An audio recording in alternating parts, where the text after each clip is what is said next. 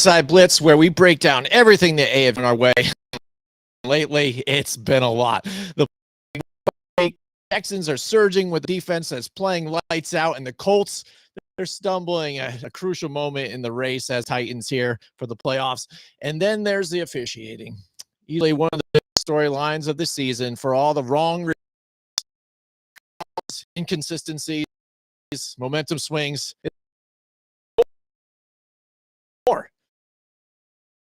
It. Well, let's dive right into be fixed, and it's time to break down the bench.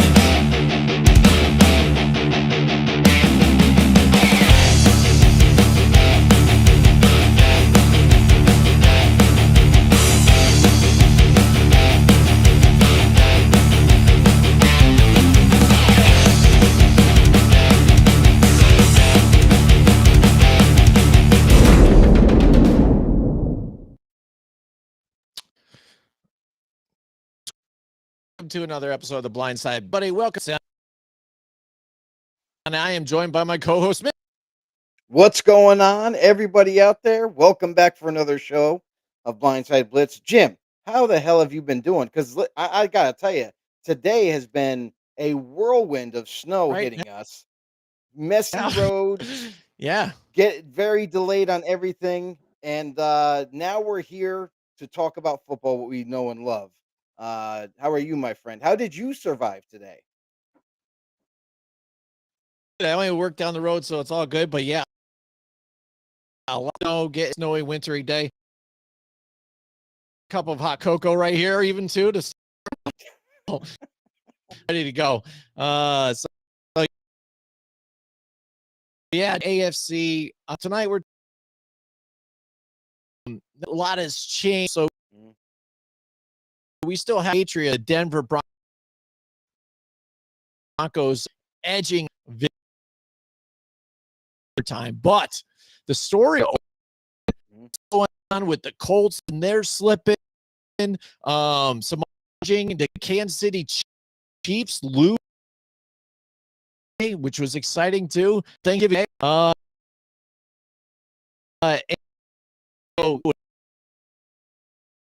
and put down it and saying, "Hey, moving up in this in a play." We kind of called this, Jim. Like we said that mid-season, we said that as the playoff race heats up down towards the end of the season, we saw a lot of moving chairs that were going to take place. And you're seeing that right now. We're not even at the last couple of weeks of the season, and we're already seeing seeding changing up, down for different varying teams. So it's definitely going to be exciting, like we called it for sure. Yeah, absolutely. Colts. Let's talk and run the football effectively, competition, and really those victories here and these close ones here.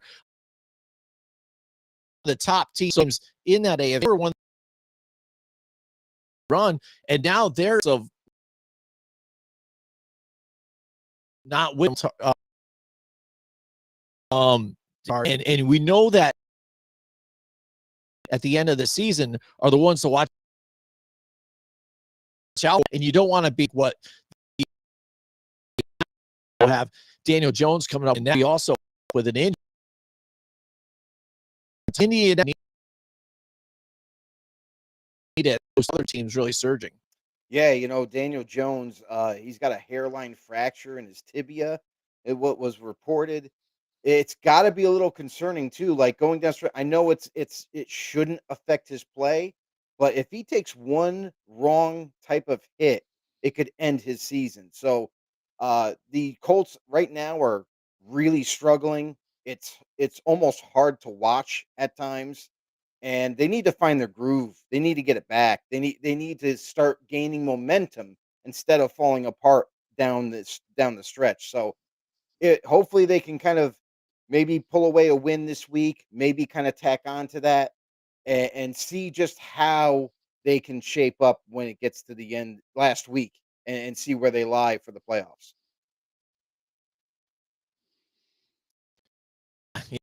I mean, again, it had Joe them to and the competition as the next couple of weeks line up too as well. But one of the other the team that's really been surging too in the last couple of weeks, week 10, and that was quarterback position is Mills at D'Amico Ryans in that team.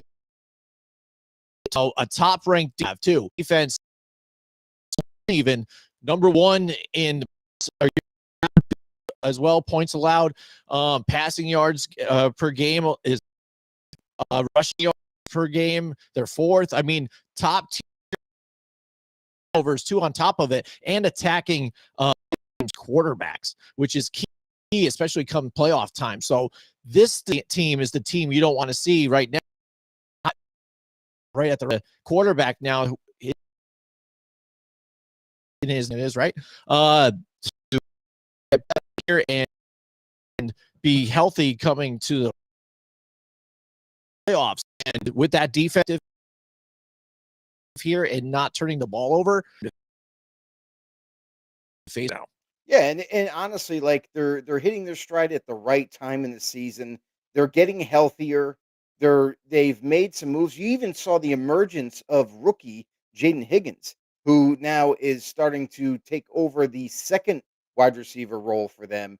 And man, does that really help out a guy like Nico Collins? Is now you got two strapping, tall wide receivers that can go up and get the 50-50 ball, that can make big plays and move the chains or score touchdowns. So they're adding more to their arsenal, and they're right now hitting their stride, not just on defense, but also offensively.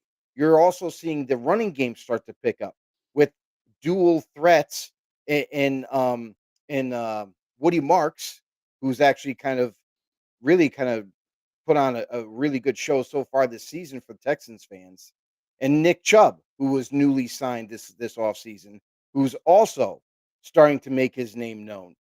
So this team is definitely they're gaining momentum. They're stacking wins, and man, oh man, I can't wait to see what the end result is. Yeah, absolutely. Right there, and that win in that division chance making the playoffs, which means could be out, and he's potentially what they're doing. And Lee and Cohen thought they looked really good too. There's been times where played up to par, and they've had position, but down and not consistent. I feel like last week them which hold around and make this. I was just kind of sketchy and not a really big 8-4. It's enough to get a spot to the way it's been playing too. On top of it, dark horse in this playoff run. Well, I mean, for the Jags, to me, they still don't impress me. Like I have an issue with the fact that when it comes down to it, and Trevor Lawrence as a quarterback in the playoffs, is he going to rise to the occasion? And we've seen him have his issues in the past, but again, the biggest attribute for this Jaguars offense has been their running game, and not just the running backs, but also Trevor Lawrence.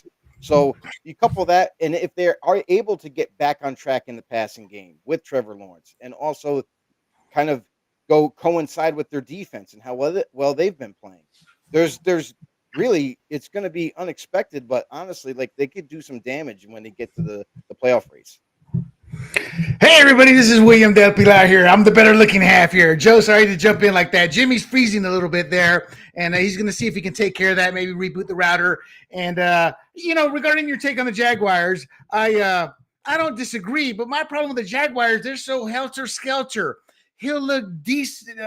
Trevor Lawrence will look decent one game, and then he'll look like he's a complete rookie.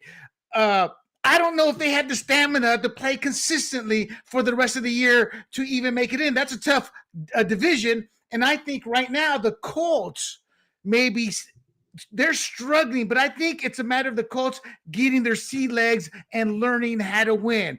I guess what I'm saying is the bumps in the road we're seeing with the Colts versus the Jaguars, I think the Colts could be more temporary than the Jaguars. I mean, the Jaguars is what we see is like what we've seen from them the last 5 years. Am I looking at it wrong? No, you're not looking at it wrong at all. Like that's kind of the same, thought process that I had about the Jaguars. The Colts, again, they are struggling right now, and it's a little concerning because back-to-back weeks you notice a little chink in their armor, and Daniel Jones not rising to the occasion like he once was early in the season, kind of just throwing the ball at will, along with Jonathan Taylor running the ball wherever he sees fit. Now you're seeing a team that's going through a little bit of adversity. I think that they can turn it around. I think they just have to get that one win to get them back on track and then, create that momentum as they get into the playoffs. But again, this is going to be an interesting division as well because with all these teams, either they're gaining momentum or not, it's really kind of shifting the space in the NFL of who we're actually going to end up seeing at the end of the season in the playoffs. That's absolutely correct. I think with the Colts, they started to rely on their great running back, Jonathan Taylor. Yeah. And when they were able to stuff him, they said, we're going to dare Daniel Jones to beat us. So I think what the offensive coordinator needs to do is take that step back and go, okay, let's devise some plays here to get Daniel Jones comfortable in the pocket. Use that tight end more often. They got that rookie tight end. I think he's a rookie. He may be up. Tyler Warren. Yep. Yes, Tyler Warren. He may be up for Rookie of the Year honors. Mm-hmm. Face him more as a safety valve. Slowly open it up, and so I think this bump in the road is a good bump that happened now for the experience. So I guess what I'm saying is I see a higher ceiling. I'm at a point with Trevor Lawrence.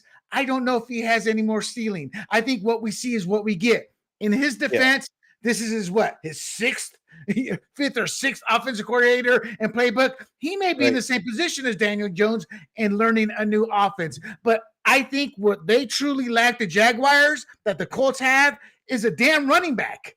I'm sorry, I like Travis Etienne. I think that's how you pronounce his name. But the guy's a lightweight. He's like a fly on the field, He can do these little plays. But when it comes to playoff time, you got to have a ram in there, a bulldozer. And I think they had that with Jonathan Taylor. I didn't check the update for Sauce Gardner, so that could be a bit of a setback. But I don't want to dwell too much time on them. Your final thoughts on what I just threw at you there. And then I want to move on to a couple other teams. I'm going to throw a lot of heat at you. Travis Etienne, that's the thing is he's a dynamic, shifty running back, but you're right. You do need that power guy, that guy that can really ram through the scrum and push the pile for a first down. They had that before they traded Tank Bigsby.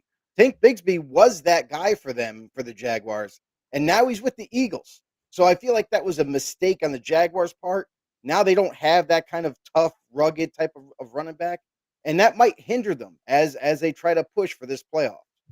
Well, I get that. All right. Talk to me about Joe Burrows and the Bengals and what we've seen. My big knock on the Bengals, that defense is no defense, but the last few weeks, they've stepped it up, baby. And then you talk about not only the defense, Joe Burrows comes in and because I'm a fan favorite. So, Joe there, what made you come back? Man, we earned a lot of money. I'm doing it for the fans. I mean, how greater does it get than that?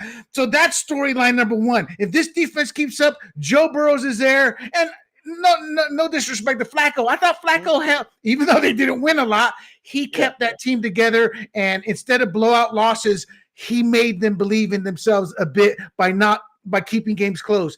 On the flip side, then I want you to talk to me about the Ravens. Has the league caught up to their defense or injuries or what's happening there? And you said it a week or two ago. Look, you or Jimmy, Lamar Jackson needs to use both his skills. You're not going to make him a passer, period, end of story. He can hit the side of a barn. He just can't make it through that big old window on top of barns, But he can. So you're right. They have to use him. But has the league figured him out? And my final off-topic point is, how is Derrick Henry looking at the Patriots and go, bring me back, Mike? You got a winner up there. Joe Burrow, honestly, he is the lead dog. He is the guy. He is the absolute leader of that offense, that team even. And you saw just a spark just the buzz around him returning. Everybody's eyes lit up. Everybody had this little chip on their shoulder when he got back into the lineup. It's something that when you get your starter back, and he said it best himself. He's like, I'm a pro football player. That's what we get paid to do. That's why I'm returning. And not only did he return, his debut back, he just lit it up.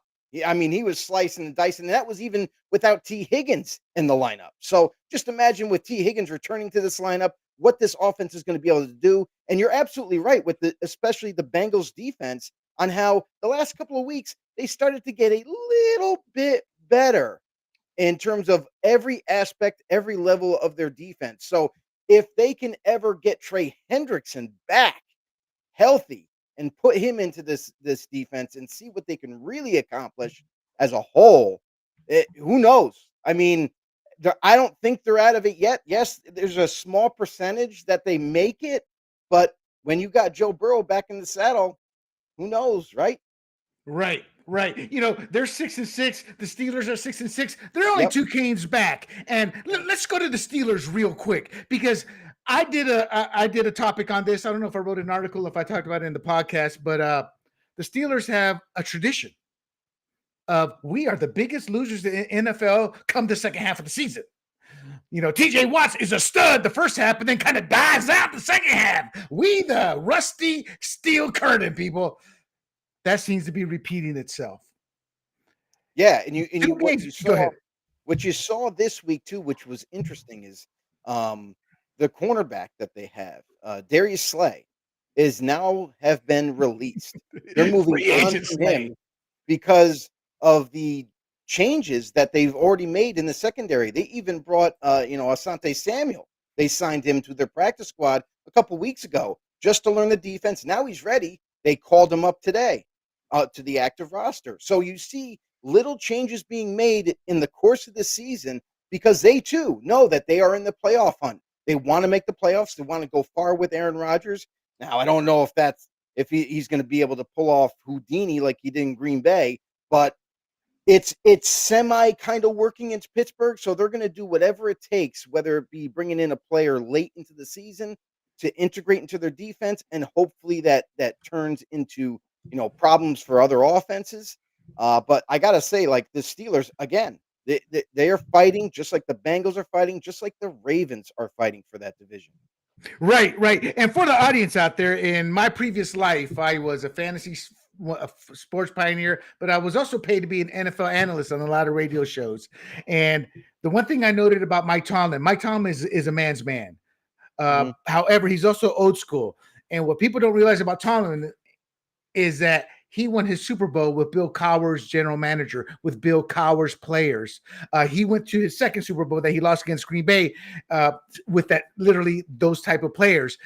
He has his own GM. He's making the players calls. We've seen him fumble the ball with Antonio Brown and Santonio Holmes and other players. So we've got 5 or 6 seasons of they just die in the second half.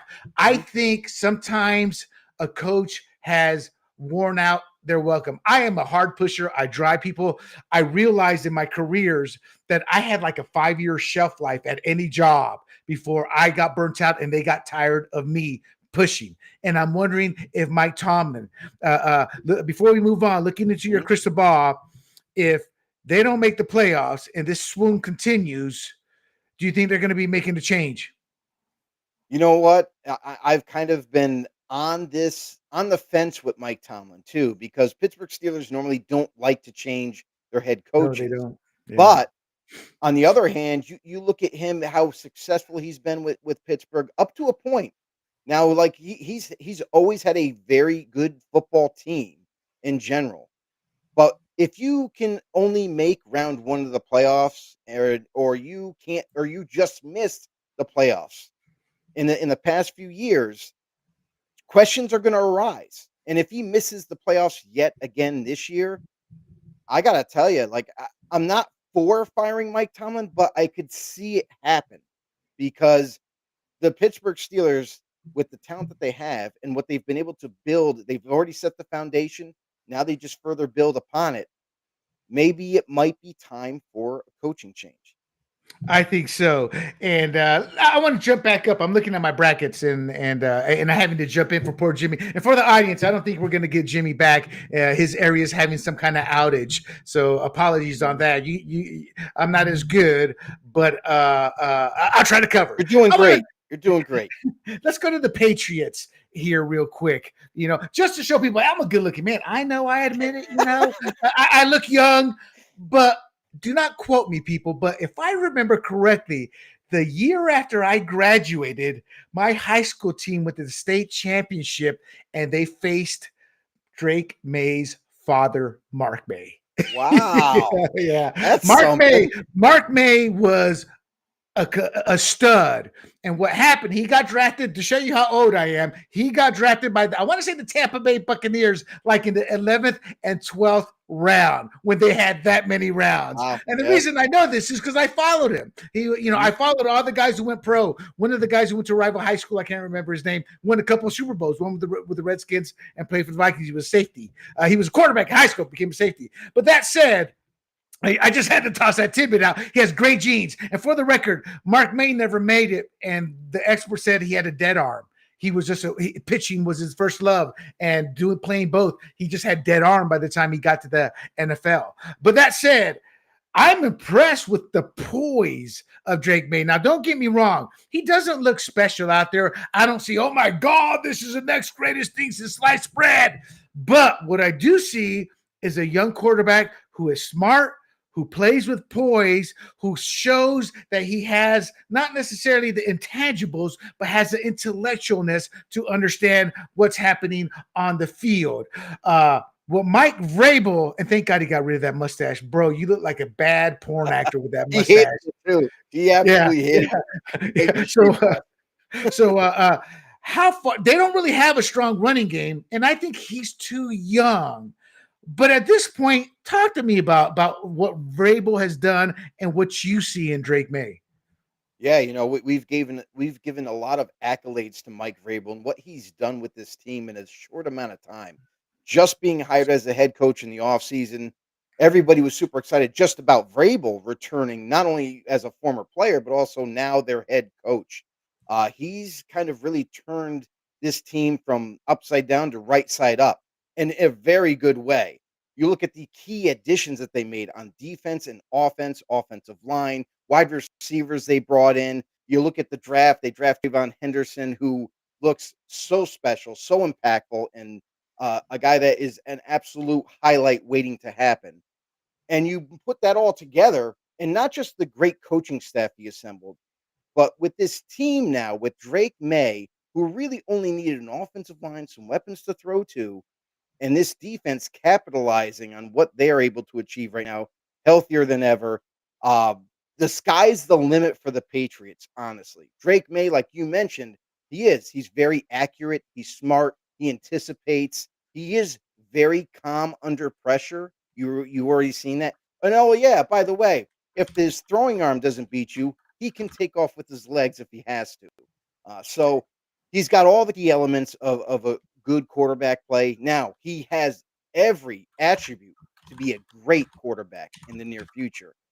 He's just got to continue developing. But this team right now, in a very quick turn of events for the New England Patriots, looks like the real deal heading down the stretch. I got to admit this, I'm in the political world, and when Gerard Mayo came out with that politically correct, very woke press conference, I was like, oh no, you don't put politics into Patriots football, and It just got worse for him. I hope he's a very likable guy, so he's quickly forgotten now, but I hope he can come back. But at the end of the day, it turned out everything was true. He should not have been the coach of that team.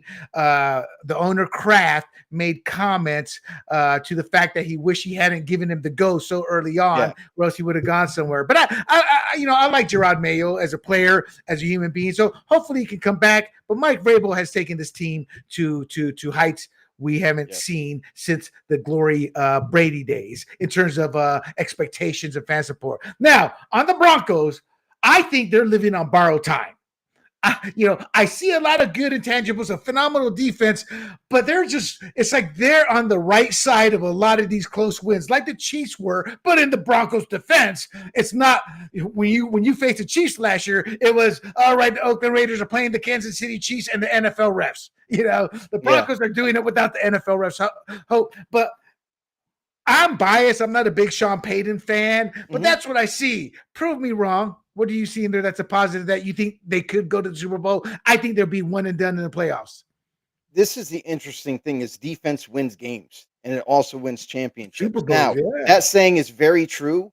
However, me and Jimmy, when we were talking about the Broncos, Jimmy's kind of more on the fence that you are, where you think they're on borrowed time. They might be one and done.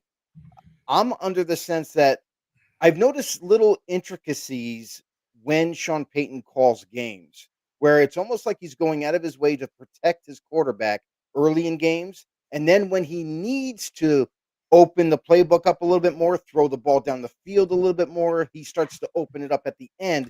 And that's where you see that little bit of a surge that they have in the fourth quarter to complete games and just barely come away with those wins. Now, going into the playoffs, you're going to have to open up the playbook a little bit sooner than the fourth quarter in order to steal away a couple of W's from other really competitive teams. The Broncos, I think they're kind of almost ad-libbing right now on just their defense, but I hope to God that, when it comes down to crunch time, when you have to play these tough opponents in the playoffs where it's sudden death, you don't get a second around, you don't get another shot, that he ends up coming in with a game plan where it's going to be able to keep the defense on their heels, let Bo Nix throw the ball down the field a little bit more often, and in turn, because they already have a running game, they have one of the better offensive lines in football right now. So that they have that going for them. And then they got a couple of young receivers that are starting to show in recent weeks. Devon Vele just had a really big outing this past game. You have Troy Franklin, who's basically was college roommates with Bo Nix in Oregon, and they have chemistry there. So I really like what the Broncos have as a model going in, but I still think offensively that they need to kind of not have any more training wheels in their play calls. That's where I agree with you, Will, about Sean Payton and his coaching derivative and how he views how to attack opponents, because it almost seems a little too careful.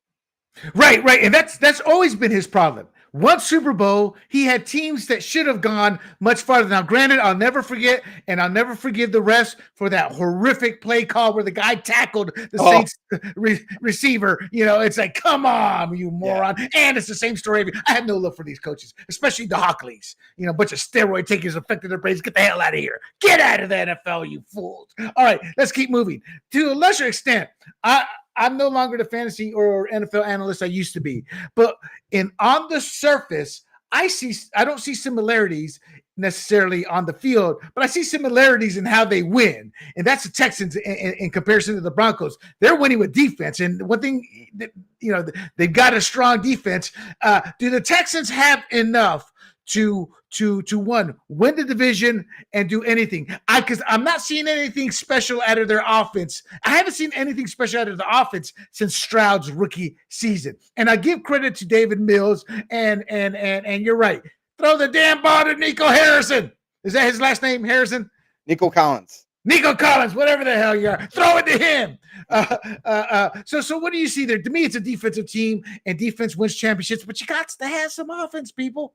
Yeah, I actually have a little bit more confidence in Houston's offense rather than Denver's offense, because I've seen a couple of sparks these past couple of weeks. Now, what haven't they had in quite some time since Nico Collins was basically spearheaded that number one position? An opposite candidate. They've never had a number two that could be comparable to what Nico Collins is. And I think you're starting to see that these last couple of weeks with the Jaden Higgins. Rookie wide receiver, very tall guy, has speed for his size, and now you're seeing him being heavily used these past couple of weeks in terms of targets. Sometimes he's just beating out Nico Collins for targets at this point. with the quarterback kind of changing from Davis Mills to now CJ Stroud, look for this chemistry to continue to build. That's what gives me hope. Now, the offensive line is, again, they had struggles in the first half of the season. It looks like they're starting to gel a little bit too. You're starting to notice a pocket being held up in front of CJ Stroud. You're starting to Oh notice yeah. more competent play. And with the two running backs that they have, and Nick Chubb and Woody Marks, again, the young guys like Woody Marks and Jaden Higgins starting to come together, starting to gel. The chemistry's there. That's what gives me hope for the Houston Texans. That's why I kind of believe that now that they're getting momentum later in the season, which is the key thing to note, they could very easily come away with this division when nobody thought about it early on the season. Yeah, you're absolutely right. They've kind of snuck on in there with the Colts 2-game losing streak, and they're better playing their wins. I would agree. All right, just a couple of minutes because we spent a lot of time on the Bills, or rather, the Blindside Blitz show has Right. much needed shot in the arm. Mhm. But that team, I mean, they look. They took care of business. But a couple of what have you seen from the previous weeks that may have changed based off this win against the Steelers? To be honest, I haven't noticed any big shift in terms of like moving the needle to where everybody can be a believer in the Bills now. They're going to storm back. They're going to come away and get into the playoffs and make some noise. I still don't see it that way. I still have concerns on the defensive side of the ball, even though they've managed to once in a while have some big time plays from Joey Bosa and company, creating the pressure and the sacks and whatnot. But yeah, everything is so heavily rotated around Josh Allen. You can't win. You can't win many games, especially in the playoffs, if your only go-to guy in Josh Allen and the running game with James Cook and Ray Davis. You, when it comes time to throw the football, you're going to be handcuffed. And another thing, Will, that I want to point out too is that the wide receiving core has been lacking for the last couple of years, and still no real attention this offseason or even before the trade deadline. They called around a few times. There's what do you want for Chris Olave? It's a little too much. What do you want for this guy, for that guy? They just never seem to get things done the way they need to, much like look at what the Patriots did in one off season. That's kind of like the Right. the thing where, like, if you have a foundation, you can build on it in one off season and not maybe just turn it right around, but at least be competitive and show some productivity. I'm not seeing that from the Buffalo Bills. I see it's Josh Allen, and if Josh Allen doesn't have a big day, well, the Bills are on the fringe of losing those games. Yeah, and they're wasting prime years of Josh Allen. All right, let's get to the San Diego Super Losers. Ever since they moved to LA, I hope you lose every game, damn you, and you're still soft. But they they won this past week. They took care of business. Talk to me about that offensive line. How did it look this weekend to you? I know you've been talking about the fact that they've lost both their left and right tackle. I think because of that, they're done. I mean, put a fork in them. And when I say this, people, what I'm referring to is the playoffs. To give you an example, I had a Chicago station hound me for a few days after the Super Bowl because I was one of the few that predicted the Rams to lose to the Patriots way back many years ago. And I'm like, hey, I see things, and I do. And there's certain things once you hit the playoffs, you better be able to do and protect your running game and have a rushing the game. And they have neither right now, in my eyes, to make it far into the playoffs. But what do you see in them right now? I mean, so all right. So what's the team that we're talking about right now? The Chargers, Chargers. the Los Angeles Super Losers. Honestly, I still stand on what I said prior. The offensive line woes is going to show its ugly head when it comes time to when they need to pull off a win in the playoffs. If they make it, there's no guarantee that they do. They still got a stretch of games that they got to overcome. Not having both your starting tackles and an interior offensive line that continues to get beaten up week in and week out. For a Jim Harbaugh-led team that loves to run the football, that likes to establish that running game, so that way it relieves a lot of pressure off of Justin Herbert. and he doesn't have to throw as much. That's the offense that he likes to do. He likes to chew the clock up, likes to score at the end of long drives, and I don't think they're able to do that anymore because of the lack of offensive line. The protection isn't there. The rushing lanes half the time are there. They are going to get back a Marion Hampton, it sounds like maybe this week or the following week. So that's a plus, I guess, for them. But again, it's going to continue to fall all the pressure on Justin Herbert. He's going to have to throw the football to create rushing lanes. He's going to have to make those big time throws, or even sometimes he takes off and runs for a first down. He's going to have to do it all for the Chargers moving forward. Right. And I'll be honest to the audience, to you people out there. As I told you, I grew up a long time ago, and there was none of these quarterbacks. I don't care about Tom Brady; he'll never be the GOAT. You know why? Back when I was a kid watching football, the quarterbacks called the plays on the field. They called the plays, and they were tough. They took massive hits, they took hard hits, and they got up. When I see Herbert, it's like the guy's fragile. He goes down, and it's like, is he going to get up? Is he going to get up? You know. And granted, they're hard shots, but he needs to be a little bit tougher. He needs to put some meat on those bones, because every year he's always getting beat up, and sometimes some of those is up, bro. Come on. Can you?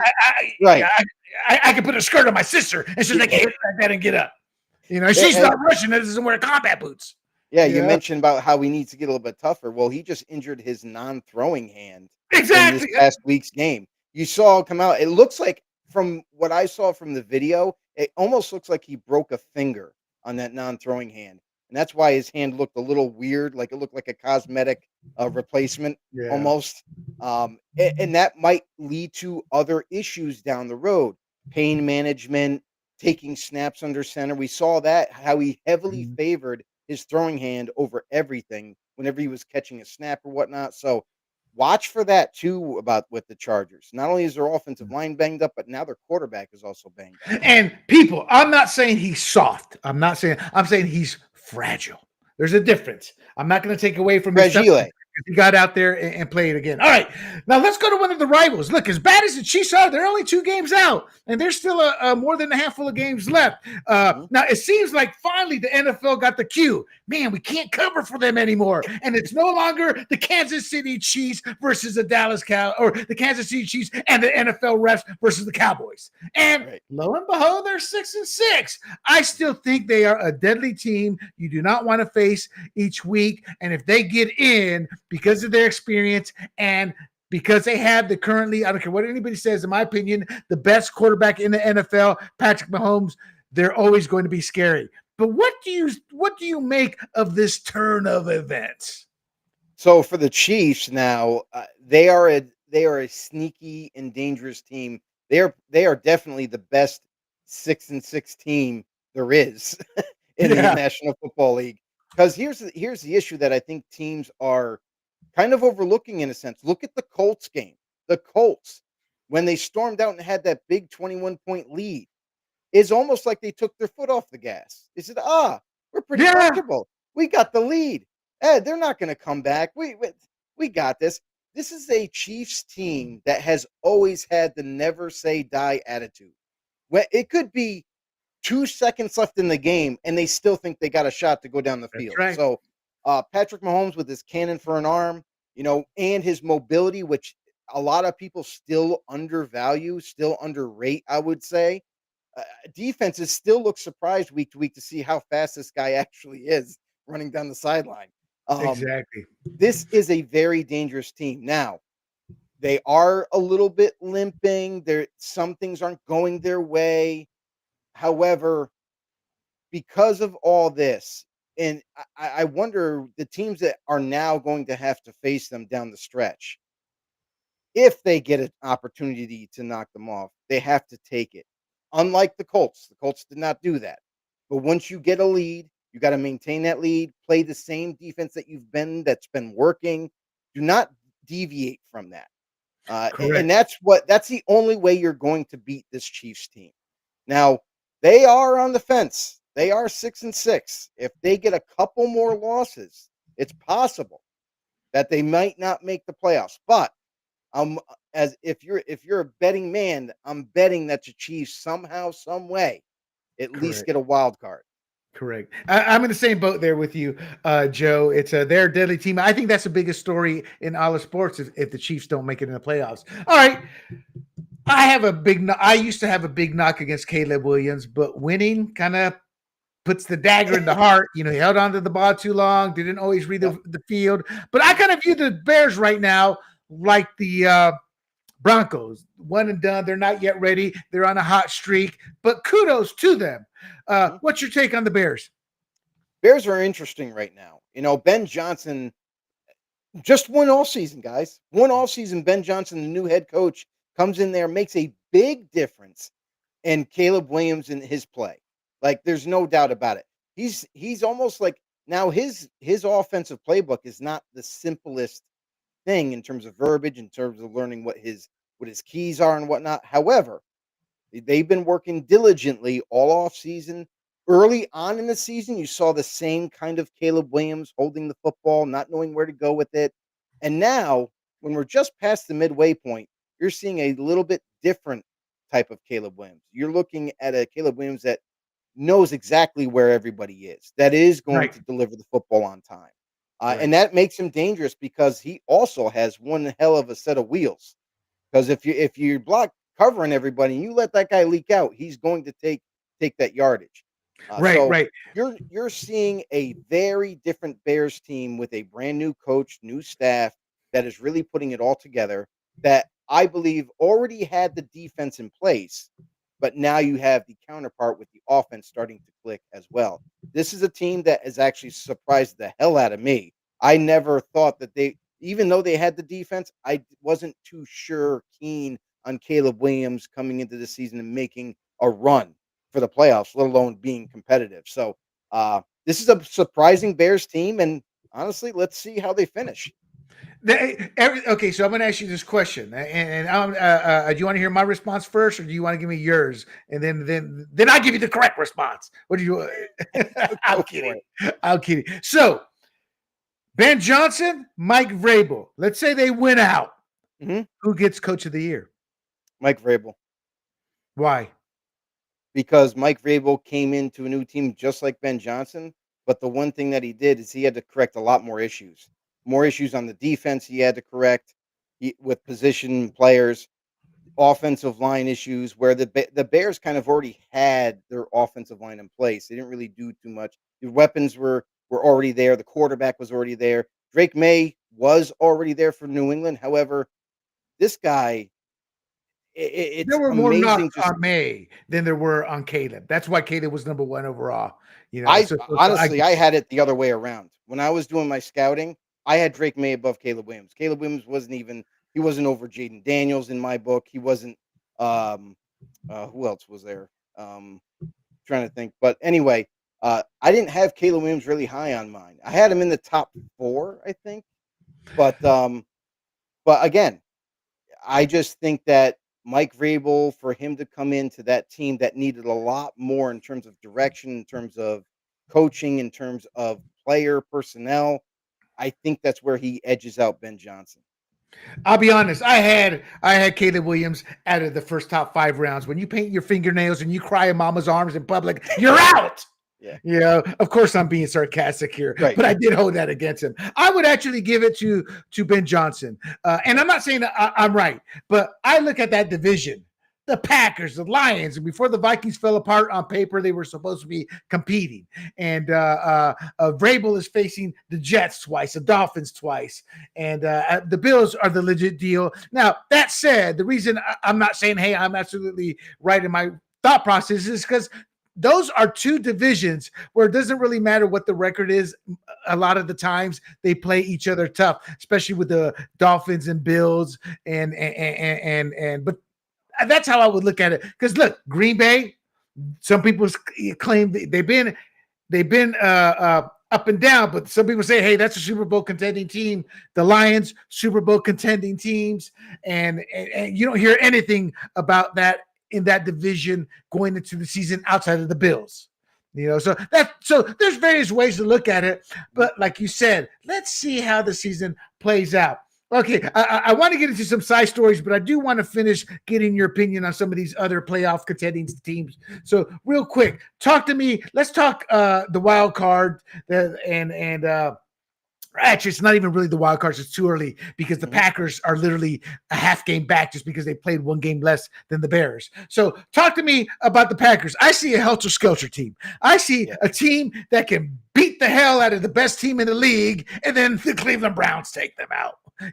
So I don't know what that means, but it tells me they're not quite ready for prime time yet, but they have another handful of games to iron it out. Talk to me about them, and then talk to me about the Seahawks, because I love the Seahawks, but believe it or not, their weakness is Sam Darnold, not in the way you think. It's like when Sam Darnold has a bad game, they lose. And because his bad games are like multiple interceptions, bad mental mistakes. He is not the intellectually gifted quarterback that I think he has a lot of talent, but I don't think he has it all up here when compared to other quarterbacks. So talk to me first about the Packers and the Seahawks. Yeah, I mean, the Green Bay Packers, you're right. They have been a helter-skelter team. They've been difficult to read, honestly, week to week. Their first couple of weeks, they were dominant.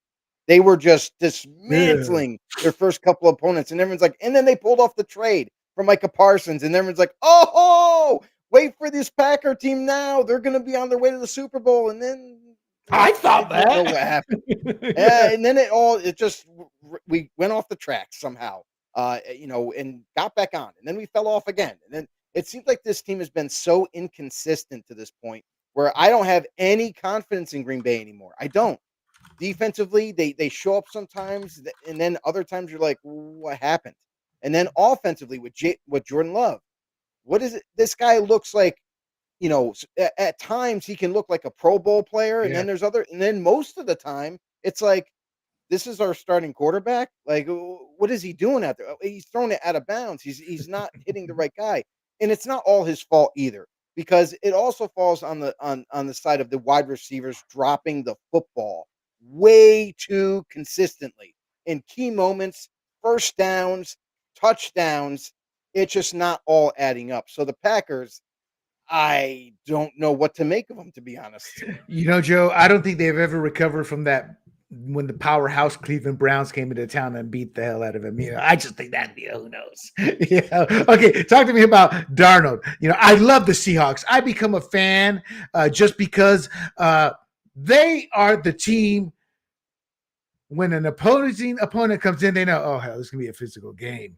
They're going to pound it. They're going to run it hard. It's going to be smash mouth football. It's like even Mean Joe Green's going, I don't really want to play them. That's what I see with the Seahawks. But their weakness, again, I see is Sam Darnold, and he needs to be more. When a mistake happens, it seems like he mentally loses it. Am I looking at it? And I'm a big Darnold fan because I love comeback players. So what's your take? Yeah, Sam Darnold, I feel like he's just like any other quarterback in the sense of when he starts to feel pressure or get uncomfortable in the pocket, that's when all the mistakes start to unravel. He loses his composure. He starts trying to do too much. He throws it in double coverage when he shouldn't have to. He's just not taking the easy routes that are there instead of trying to make the route that he hit the route that he should hit. He's trying to do too much and make the big play down the field. And I understand they pulled off the trade. They got Rashid Shaheed in there along with JSN. And JSN has been absolutely dominating this league in the receiver department. He's on pace to beating Calvin Johnson's single season receiving record, which is all time. It would be amazing if he reaches it. But again, everything is going to be, predicated on Sam Darnold if he can keep his composure in those high pressure situations. I have no issues with their Seattle defense. They are all over the football field, very fast defense, sideline to sideline, and they also create a lot of pressure on opposing quarterbacks. So Seattle, I think as a whole, as a team, they are definitely right there in the running, could make some very surprising wins happen in the playoffs. But again, Sam Darnold, it's going to all fall on Sam Darnold in the end. All right. Give me some 30-second answers here. The 49ers, they've been ravaged by some injuries and all. They're competitive every week. I saw a story or an opinion today. They got to bring back Mac Jones. Brock Purdy's arm looks a little dead. I haven't paid too much attention to them. What's your take on that comment? Is it a nut job? Watches too much, or is on X too much, or is there some truth to that? There's a little bit of truth to that because when Mac Jones took over for Brock Purdy, it almost looked like they got an upgrade in a sense. Mm-hmm. Mac Jones was not committing interceptions, was not having bad mistakes, throwing the football in different. Right, he was actually playing very high precision football as a quarterback, and now you have Brock Purdy who got healthy. Yes, he is their guy, but why move on from the hot hand? Why move on from a guy who's been playing better than Purdy when Oh, I can given the tell you why. opportunity?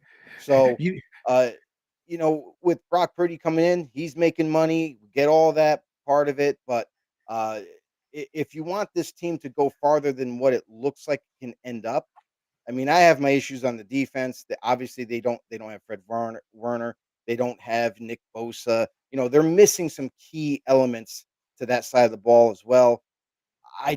I don't know, man. This team, if anybody that has a decent defense can slow down this running attack, I feel like the 49ers are in trouble. You're right, right. I agree. And the reason they went to Brock Purdy, he's their starter. The last thing you want is locker room divisiveness, and that's Mhm. clear. And I'll give Brock Purdy a little bit of credit. He may be a little rusty, but Mac Jones Right. looked like the real deal, and that's good coaching there. Okay, 30 seconds. Cowboys. I don't think they're a real deal at 6-5. They're on the outside looking in. I think it shows how much the Chiefs have dropped more than how good the Cowboys are. Real quick, so I don't see much of them. So talk to me real quick for about 30 seconds on them, then move on to the Panthers. I don't think they're contenders this year, but I love to see the turnaround that's happening. Yeah, Dallas Cowboys. It all started at the trade deadline. They get Quinnen Williams, that dominant D tackle from the Jets. They get guys back, Demarion Overshown, healthy back and inserted into the lineup. Chavon Ravel, the rookie corner, back into the lineup. And then also trade for a guy who kind of is under the radar, middle linebacker Logan Wilson. And now this defense has transformed into a very fast, tackling machine, high pressure team. And then on offense, it was already there. Dak Prescott, George Pickens killing defenses left and right. CeeDee Lamb kind of just licking his chops every single week. And then this rushing attack with Javonte Williams. I mean, this team has really come full circle right now. And they could very well easily kind of make that push late in the game and try to make the playoffs. Gotcha. Okay. All right. Let's move on to a couple of stories before we close the show out. We're at the 53-minute mark, and I know y'all want to hear me talk more. It's just that natural gift I have with the audience. They do. But talk to me about this has become an ugly issue, Shadir Sanders, and it's broken down on racial lines. More scouts have come out and said, look, this guy's just not NFL quality, and then it becomes a race-based. I don't really want you to talk about the race. I'm just setting it up for the audience. My take on it, it's sad. I like Shadir Sanders. You know why? He was raised right, not committing crimes. He's a showboater. I don't like that about him, but there's nothing wrong with the kid. He's a good kid. And he even has a bit of a conservative side, him and Dion, which is my side of the political aisle. So I'm like, get off his back. But that said, I thought that 4th and 26 was a horrible play when he ran for 6 yards and slid. The sliding I didn't mind, but it's kind of like just how it looked. Look, I don't care if it's going to get intercepted. You do the Hail Mary and you throw it down. He has not impressed me, but I like the kid. Your take on that whole, to me, it's a debacle, that whole QB situation. Because Dylan Gabriel? Am I good? Yes. Yeah. He wasn't playing horrifically. There's just a bad team. Mm-hmm. Your thoughts on that storyline? Yeah, with Cleveland's whole situation, the defense is good, but the offense is lacking in a lot of areas. And when you draft not one but two quarterbacks, you're hoping that one of them pans out, and two, you got to have the components to help them. They got two tight ends that they can throw to, but okay, outside of that, Jerry Jeudy, he's average at best in the NFL. He's your number one. Like, what do you expect these guys to do? So Dylan Gabriel, I felt like, had a really solid game this season until he got injured and he left. Insert Shador. Shador is a great person. He really is. Awesome kid. I love his demeanor. He's just calm, cool, collected. He's not even like he's not a loud guy. He's not going to disrupt anything, not toxic. But Shador, honestly, like they're all being given their opportunity. I think that Shador has a long way to go to be an NFL quarterback if he can even reach that goal. But I think in the near future, Cleveland might turn their direction to Dylan Gabriel for next season. I got to be honest. I think part of the problem is Deshaun Watson. You give that much money guaranteed, that destroys your salary cap, and they know it. We know it. Every Tom, Dick, and Harry knows it. And when that happens, people, you can't sign quality players at other positions. And even worse, the few quality players you have, if they get hurt, you got scrub number one, and God bless that scrub because he's playing in the NFL and we can't because we're not good enough. But there's a reason he's number 3 on the depth chart and you're using him as number 2 because you ain't got the money to pay someone else. So Cleveland, you brought this on yourself. You guys are the sorry ass dog pound. All right. Talk to me about Doug Schoen. I know Roderick David brought up a key point. He's under scrutiny. I think he should have been let go with DeBow. These losses are continue on. They got Jackson Dart back. And I'm sorry, Jackson. Everybody loves you. But you know what? I'm grabbing you like a parent by the hair and throwing you on the ground and slapping you around before Child Protective Services calls somebody to come get you because you don't freaking take an NFL hit like you did running out of the sideline and pretend you're John Elway doing the helicopter. He won a Super Bowl. You got beat. So talk to me about Doug Schoen and talk to me about the stupidity of Jackson Dart not wanting to play the quarterback position to the full extent, meaning you learn how to slide, boy. Yeah, Joel Shane, like we kind of saw the writing on the wall. As soon as you start to see, pointing fingers as we reach the midway point, Brian Daboll now being fired, defensive coordinator, Shane Bowen, he also got fired. It seems like a never-ending, firing spree, and now it ends with Joe Schoen. And I don't, I don't know if I agree with firing Schoen. I think he's done a fairly decent job as a GM and what his job actually is. But again, they've decided to move on. They want a clean slate for this upcoming offseason. There's going to be a long list of candidates for the head coaching job and GMs. So, I mean, overall, like this is a whole new direction the Giants are going to have to go in. Jackson Dart, yeah, he does need to learn how to slide or at least get out of bounds if you have the opportunity. Do not take these unnecessary hits. But Jackson Dart saw his press conference, came out and said that he's basically not changing his game. He goes, I'm a football player. I'm going to take those hits all for my teammates. I'm going to get the extra yardage if I see fit. But this could lead to some concerns, especially for the next coach in the line. It's he reminds me he's got that surfer look, but when I see him, I see Spicoli. For those of you who don't know who Spicoli is, that is Sean Penn at Ridgemont High, Fast Times at Ridgemont High. And he wasn't the sharpest tool in the shed, and that's what you're getting out of Jackson Dart. So I don't care how much love you guys have in New York for him, you ain't going nowhere if that boy doesn't learn how to play quarterback position properly. So and as far as Schoen, I get that. I kind of agree with you. And it also shows how a quarterback can make or break. And we got a question here from Mike Tackett, official. I know he's a big fan of the show. What's up, big Mike? Kudos to you, Mike. The show is dealing with the B team right now with me here. But why does Cleveland keep finding themselves in the doghouse? No pun intended. No, Mike, you intended that pun. We know it. At least the New York Jets have draft capital to build for the future. I think I kind of answered that question. They got so much tied up in Deshaun Watson. They really don't have the money to sign death. But more importantly, you're going nowhere, people. So instead of giving Myles Garrett that big $50 million guaranteed, 150, whatever big contract it was, you trade him for 5 to 6 to 7 draft picks. That's what you do. Because when they signed him, I got, y'all ain't going to win with him. Y'all haven't won with him now, and you ain't got no quarterback. So that's why the dog pound is in the doghouse. That and tradition. Come on, they're just losers. It boils down to who was that great running back when they were playing the Denver Broncos? Biner, with Marty Schottenheimer, they're driving to win the game. Fumble! That's been the lot of the Cleveland Browns. And I'm sorry, people, you're going to have to deal with some more losing seasons for the next 3-4, next 10 years. Your thoughts there to talk to Mike. Yeah, for Cleveland, it all stems from drafting. Really, that's how you build your franchise. It's how you build your organization. and they've just had very unsuccessful drafts, all having high draft picks, still coming away with nothing. And then the one guy that they managed to nail, and Baker Mayfield, they gave up on way too early.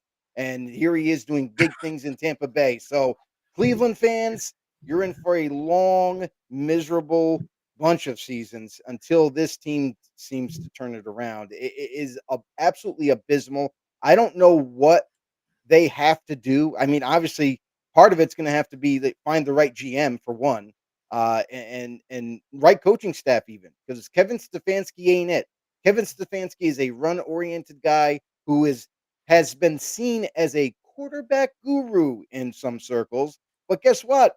We're not seeing the development. We're not seeing the explosion of talent that he can lay upon a quarterback and make them play better.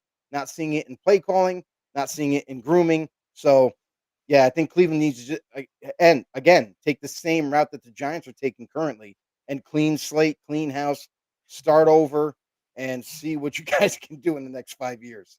You brought up a great point. The inmates running the asylum. You didn't say that, but that's what happened with the Baker Mayfield situation. They let what's an old, washed up, Peds taking receiver in Odell Beckham rule that hen house. Right. And I'm sorry, people. Let me tell you a lesson in life when it comes to the NFL. Receivers do not win Super Bowls. Receivers do not take you to the next level. They can help enhance a quarterback, but a quarterback makes the great receiver. You know, it's that simple. Look at Tom Brady. Yes, Tom Brady. That's exactly. So when you put more into a receiver and his thought process, like you did with Odell Beckham, and trade a former number one all-around pick who was playing with a messed up shoulder and doing his best, and you jettison him, you're getting what you deserve. Cleveland Browns, the well-earned Loservilles. All right, and the Mike Tackett, I was just told it is your birthday today. The pigskin god said, William, it's Mike Tackett's birthday. Happy birthday, Happy Mike. Birthday, Mike. And to you, Big Joe, have we left anything out? Are there any storylines, anything you want to get off your big chest there? I mean, I think we got to do another show for it, but I still have major issues with the refs. Major issues. Oh, dear God, the refs. They're like the ugly stepchild who doesn't want to go home. They're like the drunk at Thanksgiving. Is anybody going to take the ref home? No, he's still here, and he's making bad calls. Yeah, it's almost getting to a point where, like, I'm concerned for the playoffs, really. Like, I understand regular season is what it is. Like, yeah, everybody's going to get wronged by the referees at some point or another. But when it comes to the playoffs, I want it to be called the same across the board with every referee crew. And we're just not seeing that. We're seeing even like non-calls. Like, people can clearly see on the TV screen that guy's holding because he's bear hugging him, but no flag was thrown. Why? I don't know. Pass interference that's not called or is called when it shouldn't be. So the refs are just absolutely asinine. I don't even know what to make out of them. I don't know what we talked about it before on the show about like how we would fix the NFL refereeing, but again, they're not going to listen to us. You got to go younger. First of all, we don't need the Hockleys in their steroid use, allegedly. I'm just kidding. I don't know if they take roids or not. I love poking fun at the Hockleys. I have no respect for Hockley after that Denver Broncos Chargers game when he called the fumble, didn't call the fumble, didn't see the fumble, and then just messed it up even more after the game trying to explain it. And now his son's going to grace us for the next 30 years. They're too slow. You got to go younger and go faster. How the hell does a ref make a play with a receiver who runs at Olympic speed and the ref's 20 yards away? He doesn't. But they got other refs. Yeah, but if that other ref's not looking, upstairs needs to make more calls to correct what you're talking about. That's step 1 and 2. Go younger, have upstairs, call down. Sorry, bro, I'm overruling you. Why? I've got 12 camera angles here. That's why.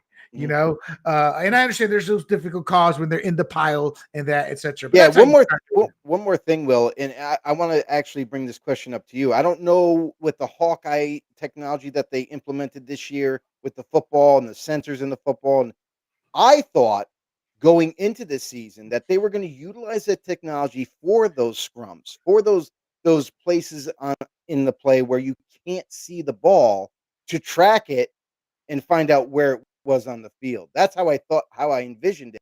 But really, it's just a over-technologized, over-dramatic measuring system.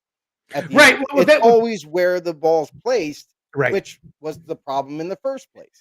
The NFL, I don't know if it still holds true. When I covered the game, it's been the question since the NFL was created, the refs and these type of calls. They don't like to interfere in what you call opinion calls. Like, was he really holding? Is that those type? They'll sit there and go, no, that was a fumble. Oh, no, he missed this. That's how it started. But some of these calls are so easy that they would review, like pass interference. Well, did he really touch that? Well, let the ref, we don't want to interfere with that. It's a judgment call. That's what it's saying. Certain judgment call type plays. But now we have the technology. We're like, no, he was hanging all over him. It's kind of like, look at it this way, people, with judgment calls or things like that. Now they have the technology, they have the cameras. We don't know if Franco Harris actually caught the ball. We don't know. There weren't enough camera angles. Right. And the refs, y'all may not know this, but the refs said, we can't overturn that call or we will not leave the stadium alive.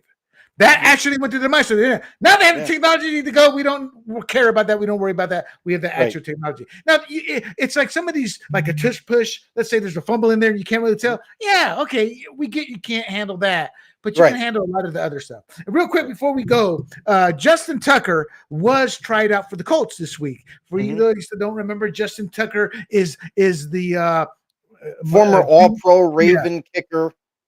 The that junior holds a lot of huge. franchise records. Yeah, he looks up to Deshaun Watson. Yeah, allegedly. Yeah, but he was tried out, so look for him to get back into the league. He did his 10-game suspension, as Joe said. He's a big time kicker. And with that, Joe, I love subbing in. I just love talking NFL trash. I really do. It's one of the few times I jump on the soapbox and I let my feelings be known. And maybe that's because I cover the league. So I still know a lot of the players, not the players, but the coaches and agents and things in the game, even though they won't return my call because I'm a conservative now. Yeah. But that said, it's fun to cover. I appreciate coming on and to the audience. Joe, tell the audience, where can they find us? Oh, it's so easy, guys, and it's absolutely free. No subscription needed. Just head over to our YouTube channel at Grumblings Media. Make sure you hit the subscribe button. Make sure while you're there, real quick, click that thumbs up for us. It helps YouTube know that we should be seeing this show more. Give it to more people. Share the love. And don't forget to tell a friend about us. We'll see you in the next one. Outstanding. And with that, my friends, I am William Del Pilar from the great Jimmy McPhee and Big Joe DeCapita. Next week, look for the regular crew to be back on. And